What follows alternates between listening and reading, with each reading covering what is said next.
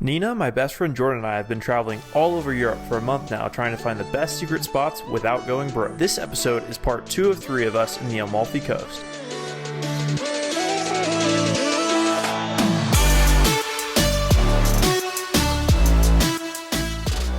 Since the bad weather made us push back some of our plans, we were hoping to fit 2 days worth of adventures into one. In this episode, you'll watch as we navigate the horrific bus system and try to hike the legendary Path of the Gods, with enough time left over for us to do this insane cliff jump, all before dark. In order to get to the trailhead of the hike, we needed to catch the bus. Once we hopped on, we quickly realized that there was no way we were going to be able to catch our next bus. The unpredictable traffic and windy roads meant that the bus schedules were never accurate. This made it challenging to know exactly how much time we had to kill without accidentally missing our bus. I had heard getting around Amalfi Coast was kind of difficult because you don't really want to drive. The roads are pretty narrow and sketchy and steep, but then there's only buses, there's no trains that go around. But today we're trying to get to the Path of God's hike and we missed the first bus, if it was even going. It's still unclear, and now we're waiting for the second bus. Kind of unsure if it's coming. I'm losing hope in the bus system. After waiting for a while, we figured we might as well go explore the famous town of Amalfi. And without hesitation, Nina ran straight into the brandy Melville and started dress shopping. I found out that's because of what happened just a few days earlier. We've had this challenge going of who's going to be the first to lose something, and I think I just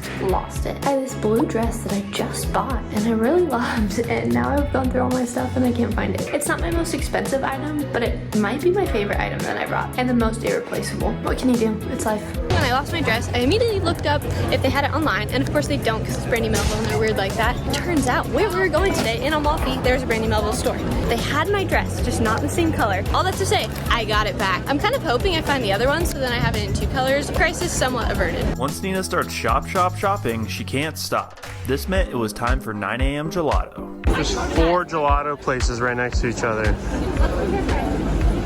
This one's the most open. This one looks the best. This one looks the sketchiest. It's probably the best tasting. And then this one is packed, not the bad. Take a second to comment down below whether or not y'all think it's weird to eat ice cream this early in the morning. I can't be the only one. The lemon sorbet in the actual lemon, 9 euros. That's the largest lemon I've seen. Lemon sorbet in the cup, 3 euros. I love the idea of it in the lemon, but it just doesn't make any sense. I've been thinking about how we've kind of been clowning on Nina for being the first person to lose something on the trip. But the more I think about it, I think technically I was the first one to lose something because I lost my drone. Jay is in there swimming for the drone. Yeah! And I had to buy a new one, so needed to publicly confess.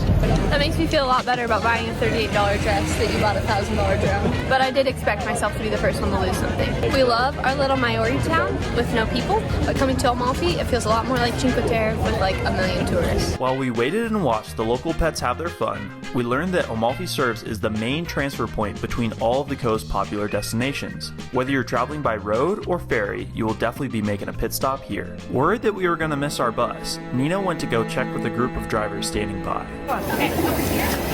The longer the bus took to arrive, the higher the tensions got amongst the tourists. It's coming. So. I'm sitting at the bus stop. This guy is with his wife. He's one of the suitcases. He's like, if anyone tries to get on this bus before me, I will personally throw them off. And I'm going to be the first one on the bus. You got what it takes. Yeah. I think we're gonna make it. 15 minutes late, packed bus, but we made it. Still not entirely sure what bus would take us to the cliff jumping spot, Jordan and I were on high alert, inspecting every canyon we passed with hopes of seeing the jumping bridge. I wonder if it's down there. We got off the bus and don't really know how to get to the trailhead, so we're just following some people that look like they're also going to the hike, and they just told us that they don't know where they're going either. We might all be lost together. Finally made it to Path of the Gods trail. It took about 40 minutes for us to reach Balmerano, coming from Amalfi. This is the most popular place to start the hike, since it's mostly downhill. From here, we began the legendary Path of the Gods hike. It's no wonder it's famous due to its jaw-dropping views over the Sorrento Peninsula. But we had a long way to go. With a late bus schedule and almost 5 miles of ground to cover to get to Positano, we knew we would have to hustle if there was any hope of us making it to Fiordo dei Fiori. It was tough trying to speed past these incredible views. On one hand, we really wanted to go slow and take in all the beauty. but on the other, we knew that every extra moment we spent on the hike would hurt our chances of being able to cliff jump. Our personality differences were pretty evident by how far ahead Jordan and Nina got before waiting for me to catch up. Nina will often refer to me as a poke, short for slow poke, but I think I just seem slow because she is so far on the other end of the spectrum. But regardless of our pace, none of us could complain when we got to experience a view like this.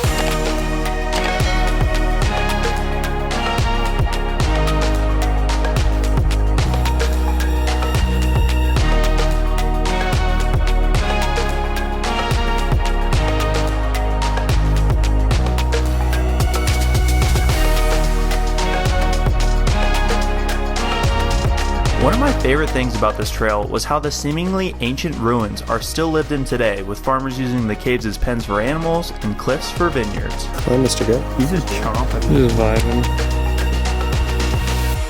To finish the hike into Positano, we had to descend over 2,500 feet. The steps were brutal. I started counting but realized that I could probably look it up online instead. It came out to be just over 1,800 steps. Think you'll cliff jump off that, bro? There's no water.